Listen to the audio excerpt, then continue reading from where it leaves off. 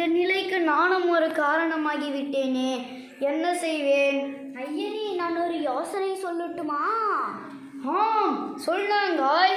நீ சொல்லும் யோசனையால் நம் குழந்தைகளின் பசி நீங்கட்டும். கொல்லிமலை அரசர் வேள்வியில் ஓரியை சென்று கண்டு வாருங்கள், அள்ளி கொடுக்கும் வள்ளல் என்று எல்லாரும் கூறுகிறார்களே. ஆம், நானும் கேள்விப்பட்டுள்ளேன். வீரத்திலும் கொடை தீரத்திலும் சிறந்தவர். இப்பொழுதே செல்கிறேன். சென்று வாருங்கள், தாங்கள் வரும் வழி நோக்கி எங்கள் விழிகள் பார்த்திருக்கும்.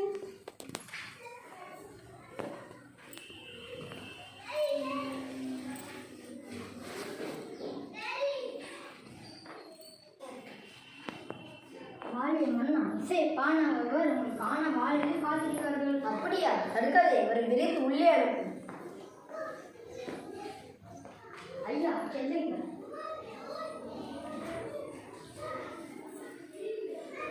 கொல்லிமலை கொற்றவா கொடை திறத்தின் கோமாகனே, வாழ்க வாழ்க, உமது படை வாழ்க. தரணியர்கள் தமிழ் புகழ் பார்ப்போம் பாணரே, எம்மை நாடி வந்த காரணம்? வள்ளலே வள்ளலே, வறுமை காரணமாக எமது வீட்டின் அடுப்பில் பூனை உறங்குகிறது. தமிழ் பரப்பும் பாணரே, உமது நிலை என்னை வருதுமுறை செய்கிறது. உணவின்றி என் இல்லால் மெலிந்து கிடைக்கிறாள். குழந்தைகளோ காற்றை உண்டு கண்ணில் உயிரை தேக்கியபடி இருக்கின்றனர். கலக்கம் வேண்டா பாணரே, வறுமையை போக்குவது என் பொறுப்பு. மரம் பழுத்து எல்லாருக்கும் உதவுதால் போல என் துயர் துடைத்து உதவுங்கள் மன்னா. ஆகட்டும் பாணரே. அமைச்சரே, வாருங்கள். இப்பாணரின் குடும்பம் பல தலைமுறை வாழ வழி செய்திருங்கள். அப்படியே அரசே, தங்கள் ஆணைப்படியே செய்கிறேன். பொற்காசுகளையும் தள்ளி தருக, அடிமடிகளையும் களிர்களையும் அடிப்பிடுக, பல பரிசுகளை பேடைகளை நிறுத்தி அனுப்பிடுக. தங்கள் ஆணைப்படியே அனைத்தையும் அனுப்பி வைக்கிறேன் அரசே. கற்ற கல்வி அறியாமை ஆவுதல் போல குற்ற துயர் துடைக்கும் வள்ளலே, வாழ்க வாழ்க, உமது குன்றாய் புகழ் ஓங்குக. வாழ்க வாழ்க, நீவீர் வாழ்க. வாழ்க வாழ்க, வாழ்க வாழ்க,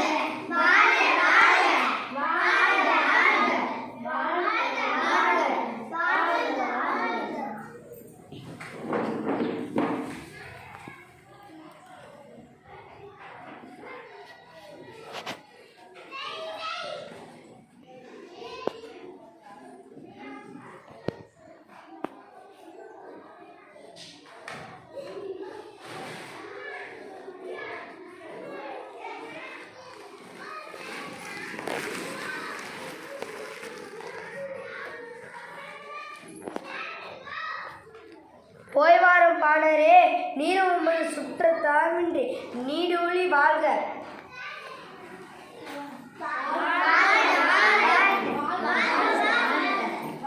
நன்றி அரசே.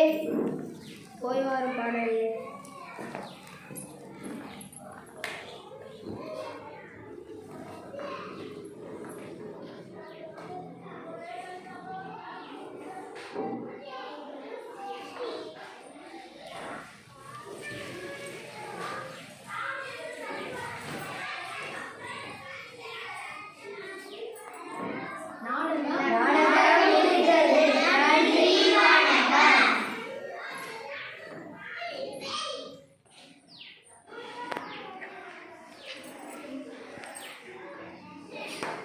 வாழ்க